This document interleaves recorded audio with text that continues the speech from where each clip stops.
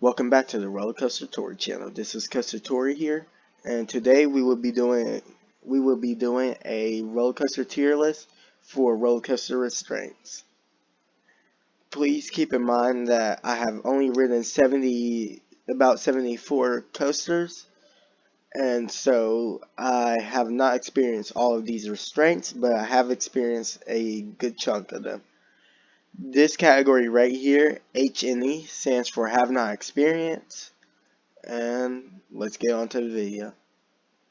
I'm pretty sure I have ridden a intimate and hard over the shoulder restraint coaster because I rode Cheetah Hunt back in like 2016 or 17. It was the same year that Mako at SeaWorld Orlando opened up, and I'm pretty sure it had the hard over the shoulder restraints at the time, and I personally didn't have a problem with it, and neither did anyone in my group. I have not ridden Thunderbolt yet, so that would be going in the H&E category. I have ridden two B&M hyper coasters, and I can say I love the clamshell. I have ridden Goliath at Six Flags over Georgia and Mako at SeaWorld Orlando, and I can say it is some of the best restraints that you will ever experience. I have not experienced a mock or intimate lap bar yet like this, so that will go into H&E. And I have experienced a Vekoma vest restraint, but it was for Blue Hawk at Six Flags over Georgia, and it was okay. I wouldn't say it's the best, but it wasn't too bad. My one problem with it was that when I was on a brake run, I had to sit there for 2 minutes because the Six Flags operations are pretty bad, at least on the day that I went, and it just felt like it was getting tighter and tighter. So I'm gonna put that in the C tier.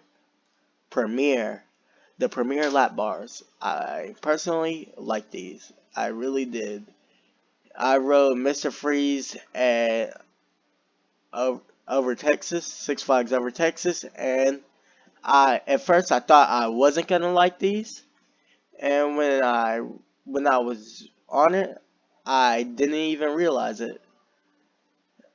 On the inverted top hat, that's when I looked down, like I leaned forward a bit after the launch, and I had a little bit of restriction, but other than that, I could look past it, and I really liked it. I kind of forgot they were there, to be honest. The B&M over the shoulder restraints, I like I like them, and now the B&M vest. Never. I I personally I kind of hate these with a passion. I have ridden Wild Eagle at Dollywood, and I cannot ride that again. I feel like the vest restraint was just too like tight. But when it comes down to like a S&S vest restraint for like their free spins and all that, I have no problem with them. They're comfortable to me. And now with the B&M stand up, I will put it in the C tier. I rode Georgia Scorcher, and I didn't have any problems with it. I mean, yeah, it could be painful, and but on the day that I went, it was running pretty good, and it's also the newest B&M stand-up coaster, and it was intense without, well, banging of the no-no area. Mystery Mine. This will go into the B tier. I didn't have a problem with it, but when me and my mom rode it, my mom did have a problem with it. But when I rode it, it was it was pretty smooth, except for in like the first half. When we were in the dark ride section, I did get a little headbanging here and there, but other than that, it was nothing. The GCI Millennium Flyers, that's easy. They would go up here into the A tier because, in my opinion, along with the seats, it just made it feel like it was just I was in one big couch, and it was super comfortable.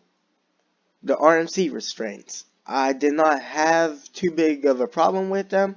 I know some people that do, but other than the shin guards every now and then being a little bit restricted, they're pretty easy for me to handle.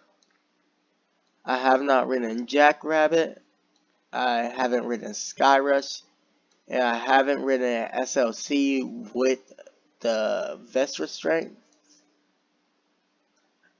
I have ridden a coaster with the intimate T-bars though. It was Accelerator at Knott's Berry Farm, and I personally didn't. I forgot that they were there. I love them. I think it goes a little bit behind the B&M clamshells, but it is a close second in my book. I have not ridden a Premier Skyrocket 2 or a Timberliner, a Gravity Group Timberliner, or a Zamperla flying coaster. I was supposed to be in Pennsylvania, at the time of this video when it was recorded, but due to circumstances with COVID, I couldn't go. And so instead, I decided to get a VPN for my computer. And now I will try to make a few videos consistent with Planet Coaster. Hopefully no limits to if I can get that working. But in the meantime, be looking out for new videos.